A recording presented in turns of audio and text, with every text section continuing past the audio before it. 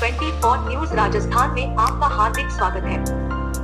आज के प्रमुख समाचार इस प्रकार है। सामाजिक न्याय एवं अधिकारिता विभाग एवं अपना घर आश्रम हिंडौन सिटी के संयुक्त तत्वाधान में आश्रयहीन, बीमार व असहाय हालत में दर दर घूम रहे लोगों प्रभु जी को रेस्क्यू करने के लिए आज प्रातः 10 बजे करौली राजकीय चिकित्सालय से पुलिस अधीक्षक सुमित मेहड़ा द्वारा एवं मोहन नगर राजकीय चिकित्सालय से पीएमओ पुष्पेंद्र गुप्ता एवं मंडी थाना अधिकारी रामकिशन जी द्वारा एम्बुलेंसों को हरी झंडी दिखाकर रवाना किया।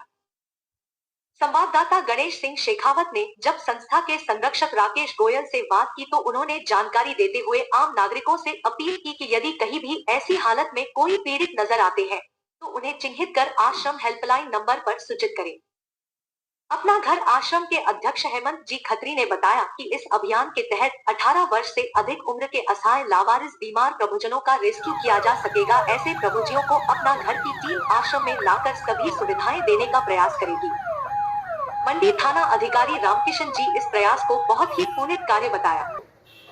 यह अभियान ऐसे लोगों के लिए पूरे प्रदेश में इतने बड़े स्तर पर देश के इतिहास में पहली बार किसी संस्था के माध्यम से किया जा रहा है तथा जिसमें सरकार के सामाजिक न्याय एवं अधिकारिता विभाग महत्वपूर्ण भूमिका अदा कर सहयोग किया जा रहा है।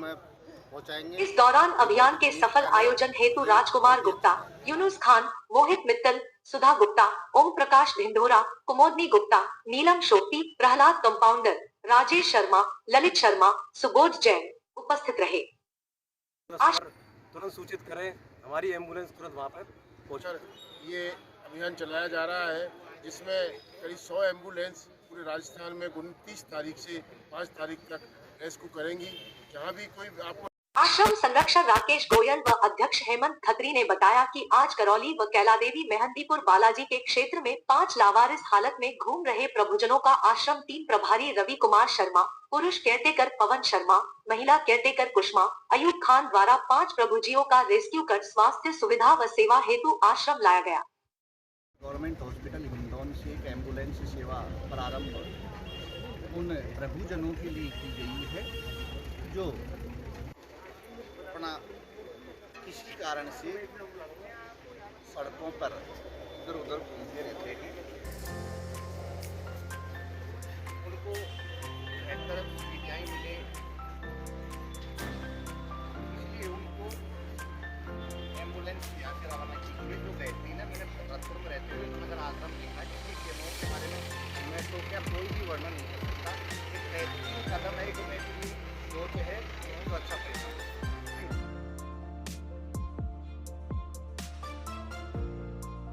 ब्रह्मा कुमारी ईश्वरीय विश्वविद्यालय हिंडौन सिटी द्वारा एक प्रेस वार्ता का आयोजन किया गया।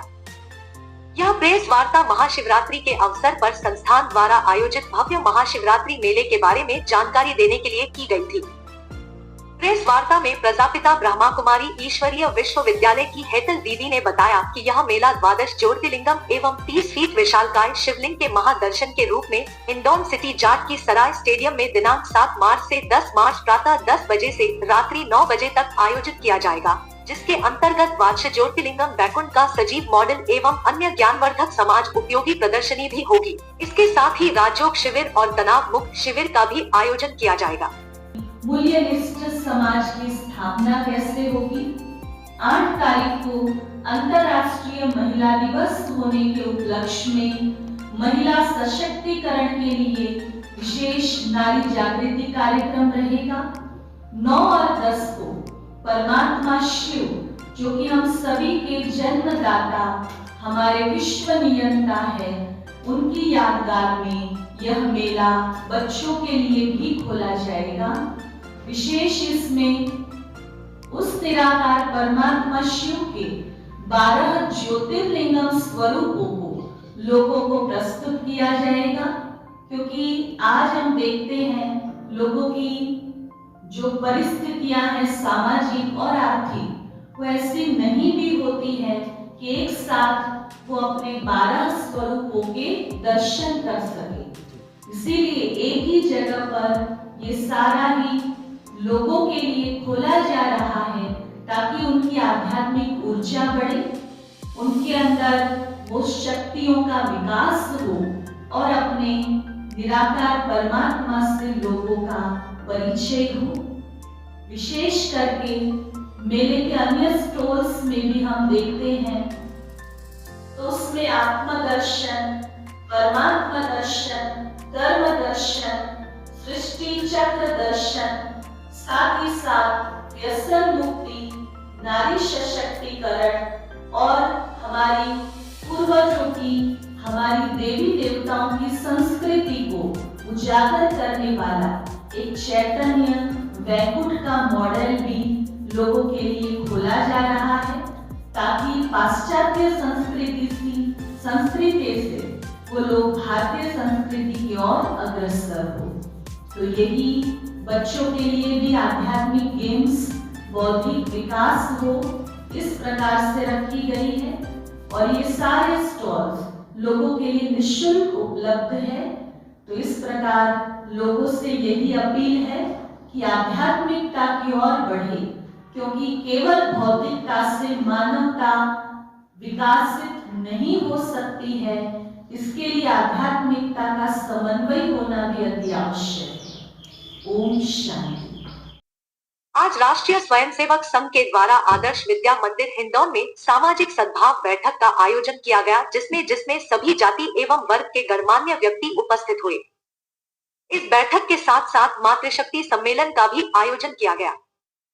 मातृशक्ति सम्मेलन एवं सद्भावना बैठक में सामाजिक समरसता एवं कुटुंब प्रबोधन के बारे में बौद्धिक प्रबोधन श्रीमान मुकेश जी, विभाग प्रचारक, राष्ट्रीय स्वयंसेवक संघ का रहा। ये जीवन की सच्चाई बन गई। बेटी सबको प्यारी लगती है, बहू रानी हमारी बहू सबसे खराब है, ये हर घर से कहानी मिलती है। ऐसा क्यों होता है? अरे जब सबके अंदर आत्मा है, सबके अंदर राम है, जब सबके अंदर ईश्वर तत्व विद्वान है, तो आपकी बेटी है, आपकी बहू है, आपकी सासू है, आपकी पड़ोसन है, आपका कोई भी है, उसके अंदर सबके अंदर राम है, तो बोलो राम का सम्मान करना चाहिए, सम्मान करना चाहिए। तो फिर उनका सम्मान क्यों करते हो? वो चाहे कुछ भी करे, आप सम्मान करिए। और ये पक्का है, सिद्धांत है, आप किसी को सम्मान दो, सम्मान मिलता है। ऐसा भारत फिर से बने, ऐसा भारत, वो महान भारत हमको बनाने के लिए माता बहनों को बुलाया है। आप कहोगे हमारा क्या काम है? हमारा ही काम है, हमारी ही भूमिका है। हम स्वम चरित्रम शिक्षण पृथिव्याम सर्वमानवः, पृथिव्याम सर्वमानवः, पृथ्वी के सभी मानव स्वम चरित्रम शिक्षण, अपने अपने चरित्र की शिक्षा लेते थे। किनसे? एतद् देश पुरुषोत्तस्य, इस देश में जन्मे लोगों के जीवन से। सदा साथ हम सबके वो महापुरुष, हम सबके वो पुरखे जो भारत में जन्मे हैं, वैसे उनके चरित्र से दुनिया के लोग अपने जीवन को धन्य बनाने की शिक्षा लिया करते थे। और इसीलिए शायद हमारे देवताओं ने भी गीत गाए हैं। किसके? आपके। क्या गाते देवता? गायन्ति देवा किल गीत गानी, धन्यास्तु ते भारत पुरुषः सुरत्वात्। अर्थात देवता भी जिसके गीत गाते हैं, गायन्ति देवा किल गीत गानी, धन्यास्तु ते भारत भूमि भागे, धन्य वो लोग जो भारत की भूमि पे जन्मे हैं। धन्यास्तु ते भारत भूमि भागे। क्यों? स्वर्गाद वर्गाश पदेतु भूते, क्योंकि यही धरती है। दुनिया में किसी धरती में सामर्थ्य नहीं, किसी देश की मां में ये सामर्थ्य नहीं जो स्वर्ग तक हमको ले जा सके, जो मोक्ष तक हमको ले जा सके। केवल मात्र भारत के लिए कहते हैं दुनिया स्वर्ग और वर्ग को देने वाली ये धरती माता है। स्वर्गाद वर्गाश पदेतु भूते भवन्ति भूयः, मोक्ष तक की यात्रा कर सकते हैं। और मोक्ष वो है जो हमको जीवन के बंधन से मुक्त कर दे। अभी आपका जीवन है, बाद में आपका जीवन पूरा हो जाएगा, फिर जो थोड़ा बहुत पुण्य किए हैं स्वर्ग चले जाओगे, फिर वापस लौट के ही आ जाओगे। पुनरपि जन्मं पुनरपि मरणं पुनरपि जठरे जननी शयनम, ये बार-बार जन्मना, बार-बार मरना, मां के गर्भ में आकर के फिर से जन्म लेने के तैयार होना, ये जो चक्र है, ये क्या है? ये बंधनकारी चक्र चलता रहेगा। कब तक? जब तक मोक्ष नहीं मिलेगा, तब तक भटकते रहोगे आप। प्रसन्न हो जाओ, खुश हो जाओ, मुस्कुराइए, क्योंकि तुम कैमरे की नजर में हो, और आप मुस्कुराइए क्योंकि आप भारत में जन्मे हो। देवता गीत गाते हैं आप लोग, तो इसलिए आप सब लोग भारत में जन्मे हैं और हम सब लोग, मैं आपको आगे ही बात करता हूँ, जीव जंतु भी कर लेते हैं। अब रात को जाने के बाद थोड़ा सोच लेना, मैं आपको होमवर्क दे रहा हूँ आपको, जब सोना जा करके तभी सोचना पशु पक्षी जीव जंतु जो करते हैं वही हम कर रहे हैं या इससे अलग कुछ कर रहे हैं। आप कर रहे हो इससे अलग तो अपनी पीठ थम दबा लेना, और आप ऐसा नहीं कर रहे हो तो थोड़ा मन में विचार करना कीजिए, हमारा जीवन इसी के लिए थोड़ी है, तो फिर विचार करिए। दूसरा शब्द है विकृति, दूसरे का माथा फोड़ करके जो अपना पेट भरने की जो सोचता है, दूसरे का गला दबा करके जो अपना पेट भरे, अपनों का पेट भरे, इसकी जो सोचता है वो विकृति, वो राक्षस है। एक शब्द है जिसका नाम है संस्कृति। एक क्या है? प्रकृति। एक क्या है? विकृति। एक क्या है? तो कौन जाते हैं चढ़ करके सिंहासन पर? ये संस्कृति वाले लोग जाते हैं, जिनके जीवन में संस्कृति है वो लोग जाएंगे। अब कौन है संस्कृति का पालन करने वाले? जो पेट की भूख लगे तब खा लेते हैं, वो प्रकृति है, और दूसरे को कष्ट पहुंचा करके जो अपना पेट भरते हैं वो विकृति है। और जो लोग अपना पेट खाली रह जाए, अपने स्वयं को कष्ट में रख करके भी दूसरे के पेट की चिंता कर लेता है, उसका नाम संस्कृति है। कौन बनेगा? देश को अच्छा बनाना ये कर्तव्य होना चाहिए हम सबका, क्योंकि आगे आने वाला समय हमारा तो जैसे जैसे निकल जाएगा, आगे आने वाली हमारी जो संतान है उनके लिए मैंने कहा जैसा देश चाहिए वैसा देश बनाने का बीज आरोपण आज करना पड़ेगा। और प्रयास करिए आप लोग। मेरे को नहीं पता आप में से कितनी बहने पिछली बार आई सभा में आए थे, और एक वो आपको प्रमाण लेकर के अपनी बात को पूरी करूंगा बहुत शीघ्र, क्योंकि हमको भी अभी गंगा पूजन है, तो आप में से बहने आज शादी का दिन है। संसार की वो महान ठाती है माँ, जिसके हाथ में सिरधर भी खेलता है और तांडव भी खेलता है। हम चाहें तो कर सकते हैं, जैसा चाहें वैसा समाज को दे सकते हैं। इसलिए माँ मदालसा का हम सबको ध्यान देना पड़ता है। 4 बेटों की माँ है। राजा ने कहा था मेरे बेटे तो मेरे जैसे बनेंगे, बोला नहीं हम जैसा चाहेंगे वैसे बनेंगे, और यही हुआ। 3 बेटे संत ऋषि बन गए, और बाद में चौथा जो बेटा जन्म लेने वाला था उससे पहले घुटने टेक करके राजा सामने आ गया, हे देवी अब कृपा करो कि ये जो ये आने वाली जो संतान है ये राज ऋषि भी बने, ये देश को संभालने वाला चक्रवर्ती सम्राट बने। माँ ने कहा ठीक है अब ऐसा ही होगा। राजा ने कहा ऐसा कैसे, तुम्हारे पास जादू है क्या है? उन्होंने कहा ठीक है आपको चक्रवर्ती सम्राट चाहिए तो चक्रवर्ती सम्राट मिल जाएगा। ऐसा कहते जैसे तो पास में रखा खिलौना है उसको दे देंगी, और ऐसा हुआ। 4 बेटे, चौथा बेटे का जन्म हुआ तो वो बेटा जब बड़ा होता है उसके लक्षण प्रतापी राजा जैसे होते हैं, और बड़ा होकर के वो चक्रवर्ती सम्राट बनता है। दुनिया नमन करती है आज माँ मदालसा को। सभा में चर्चा शुरू हो गई कि माँ में ऐसी क्या सामर्थ्य है, वो चाहती है तो संत बना देती है, वो चाहती है तो ऋषि बना देती है, और उसने ठाना तो आने वाली संतान चक्रवर्ती सम्राट बन गई। ऐसी क्या कला है, क्या सामर्थ्य है, भगवान ने क्या वरदान दिया है माँ को। ऐसे वरदान को मैं प्रणाम करता हूँ इस मातृ शक्ति के समक्ष। वो माँ से पूछा गया सभा में सबके सामने कि माँ सबका उद्धार करिए, देवियों को बताइए कि तुमने चाहा तो तुम्हारे जैसी संतान चाहिए वैसी मिल गई। ये कैसा हो गया? तो वो माँ जो कहती है उस रहस्य को मैं आपको बता रहा हूँ। वो माँ कहती है जब मुझे संत ऋषि चाहिए थे तब मेरे घर की दीवारों का चित्र, तुम्हारे घर की दीवारों के चित्रों में तो वो बने हुए हैं क्या है? ये हमारे माननीय भाई साहब है, बलि का सम्मान करता हूँ बहुत ज्यादा। संतों को पढ़ती हूँ तो संतों को चर्चा करती हूँ, तो संतों को कि आने वाली संतान का जन्म हुआ तो किसके रूप में? संत के रूप में हुआ।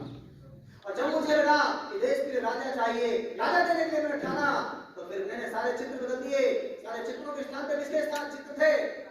राजा महाराजा चक्रवर्ती सम्राट। पढ़ने में उन्हीं की जीवनियां और चर्चा करनी, वो देवियों के साथ जिन बहनों के साथ रहती थी, सहेलियां जो थी उनके साथ जो चर्चा करती थी, वो सारी हुई देवियां जिनके साथ चर्चा की हो रही है, तो चक्रवर्ती सम्राटों की हो रही है। आने वाली संतान किसके रूप में हुई? ये सत्य है दुनिया का। माँ ने ठाना कि आगे चलकर के संतान को एक संत बनाना है, तो उसे संत बना दिया। और माँ ने सोचा देश के लिए एक चक्रवर्ती राजा देना है, तो राजा बना दिया। ऐसी इस सामर्थ्य की धनी माँ को मैं प्रणाम करता हूँ। और ये समक्ष बैठी माँ, इस सब में वो सामर्थ्य है, क्योंकि ये जीवंत प्रमाण है। जब चक्रव्यूह को भेदने के लिए अभिमन्यु को कहा गया बेटा हम तो सब मस्त हैं, हम नहीं ले सकते। तुम्हारा बाप था अर्जुन जो दूसरी दिशा में जाकर युद्ध लड़ रहा है, सामने चक्रव्यूह है कि बाबा क्या होता है चक्रव्यूह, तो बता दिया खट खट खट खट खट खट खट करके ऐसा होता है चक्रव्यूह। जा सकते हो क्या? ये सुन रहा था सारी कहानी, इसने कहा जा तो सकता हूँ, क्योंकि मेरे को ऐसा लग रहा है कि मेरे को पहले से ज्ञान है। ये अभिमन्यु ने ठान लिया कि बेटा तुम चले जाओ, लेकर के हम वापस आ जाएंगे। मौत को गले लगा करके जो गर्भ काल में उनको ज्ञान मिला था, बोलो कहां मिला वो ज्ञान? गर्भ काल में भी आपको ज्ञान मिलता है। लीजिए राम कब आते हैं कब जाते हैं? तो राम को त्रेता युग में भी देखिए और कलयुग में भी देखिए। जब त्रेता युग में एक मंत्रा नाम की देव है, वो प्राणों से प्रिय राम को मानती है। राम के लिए भी वो अपने उसके हृदय में स्वार्थ जगा देती है कि तुम तो ये राजा बनेगा, तो ये कौशल्या है वो पटन वो बनेगी राजमाता, तुमको क्या मिलेगा? तो इसलिए उनके स्वार्थ जगाती है, तुम्हारा बेटा राजा बनना चाहिए, तुमको राजमाता बनना है तो तुम अपने बेटे को राजा बनाइए। और तुम्हारे पास जो वरदान है, प्राणों से प्रिय मानने वाली राम को भी वनवास का ये हृदय में वज्र जैसा जिसका विचार जग गया, ऐसी वो केकई के हृदय में ये भाव जगा, केकई के हृदय में स्वार्थ जगा। केकई रोने के लिए कहां चलेगी? को भवन में। जब आंसू आते हैं, स्वार्थ जगता है, घर में झगड़ा होता है, तो पक्का हो जाता है कि राम दूर चले जाते हैं। राम को जाने का भेजने का एक रास्ता है, जिनको घर में राम की कृपा चाहिए, जिनको जीवन में राम की कृपा चाहिए। और हमारे कहते हैं जा पर कृपा राम की होई, ता पर कृपा करें। सबकी कृपा चाहिए तो राम की कृपा चाहिए, और राम की कृपा तब मिलती है जब स्वार्थ हृदय में नहीं होता है, आंखों में आंसू नहीं और घर में झगड़ा नहीं। घर में आपके तो घर में झगड़ा होता है, तो ये पक्का कर लो, जिनको घर में झगड़ा करते हो तो राम की कृपा से कोसों दूर रहते हो। अब राम की कृपा चाहिए तो घर के झगड़े बंद करने पड़ेंगे। जिसने कोई पाप नहीं किया था, जिसका कोई दोष नहीं था, जिसका कोई अपराध नहीं था, पर फिर भी सबसे बड़ा प्रायश्चित करता है कौन? भरत। वो नंदीग्राम में रहता है, नंदीग्राम में रह करके आंखों में आंसू भर करके एक एक दिन को साथ के बराबर गुजारता है। और भैया राम तुम कब आओगे, भैया राम तुम कब आओगे, ऐसा कहता कहता वो हर वर्ष को बिताता, हर दिन को बिताता है। सारा परिवार आंखों में आंसू भर करके ये अपने भाई के बेटे को, अपने भाई को बुलाने के लिए तरस रहे हैं। पूरे अयोध्या को बुला रही है, हृदय सबका गदगद से भरा हुआ है। और जब हृदय में भाव जगता है, आंखों में प्रभु राम के प्रति आंसुओं की झलकार उठती है, तब राम 14 वर्ष का वनवास पूरा करके आशीर्वाद देने के लिए वापस आ जाते हैं। तो राम को बुलाने का एक सूत्र है, कौन सा? अपने हृदय में प्रेम रखिए, अपने हृदय में भगवान के प्रति भाव रखिए, और जिस भी भगवान को मानते हो उसके प्रति अपनी श्रद्धा बना के रखिए। और मेरे राम सबरी ने इंतजार किया, कितने वर्ष इंतजार किया, लेकिन राम आशीर्वाद देने के लिए सबरी की कुटिया में जा सकते हैं। तो बोलो हमने भी सबरी की तरह प्रतीक्षा की और भगवान के लिए हमने भी आगे अपनी मनवार की, तो राम आएंगे कि नहीं आएंगे? राम आते हैं। तो राम को बुलाने का प्रेम मार्ग है, राम को बुलाने का भक्ति मार्ग है, राम को बुलाने का हृदय में भगवान के प्रति भाव ही मार्ग है। ये सब घरों में राम की कृपा बनी रहे। तो आप सबको प्रेम से भगवान के लिए हृदय में स्थान रखिए। घर में झगड़ा मत करेंगे तो है तो भी चले जाएंगे, आ तो गए वो। और इसलिए